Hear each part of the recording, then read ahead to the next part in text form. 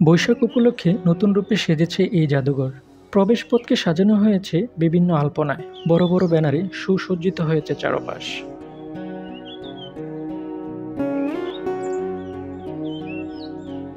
সোনারগাঁ জাদুঘরের প্রধান গেট দিয়ে ঢুকতেই প্রথমে চোখে পড়বে এই সুন্দর দুটি স্থাপনা, যার নামকরণ করা হয়েছে সর্দার বাড়ি হিসেবে। এটি মূলত একটি পুরনো জমিদার বাড়ি। এর পাশেই রয়েছে একটি সুন্দর পুকুর। পুকুরের ওপাশ থেকে এই স্থাপনাটি আরো সুন্দরভাবে উপভোগ করা যায়।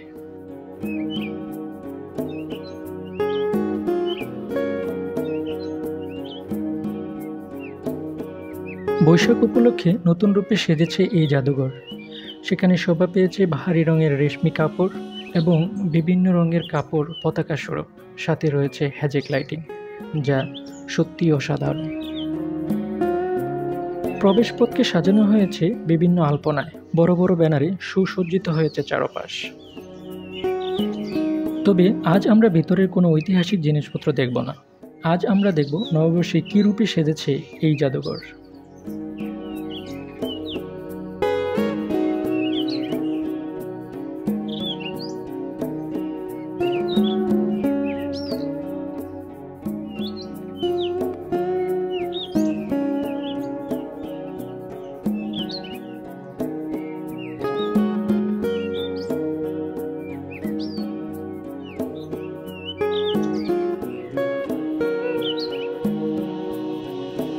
জাদুঘর সম্পর্কে ছোট্ট করে একটু জেনে আসি।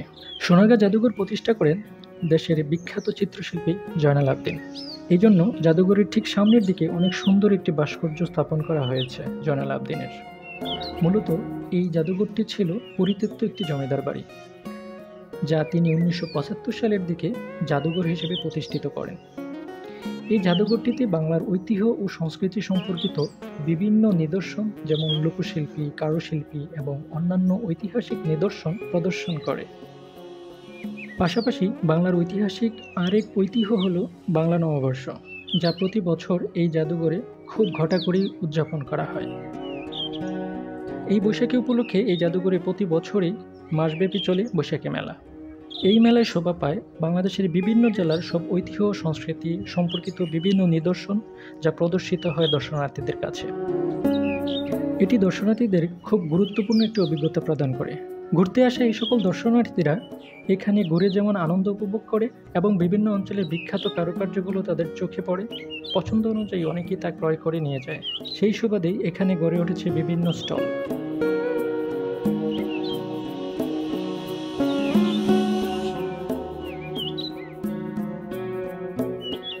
পাশাপাশি এর ভিতরে অপরূপ দৃশ্যগুলো মন ভালো করে দেয় অনায়াসে।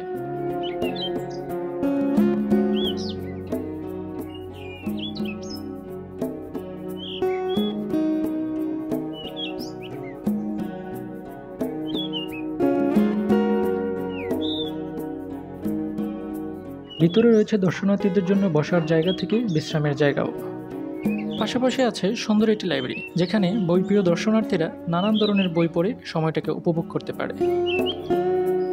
প্রতি বছরের এই সময়টায় মাসব্যাপী এই মঞ্চে চলে বিভিন্ন গান, নাটক, যা তৎকালীন গ্রাম বাংলার ঐতিহ্যকে তুলে ধরা হয়।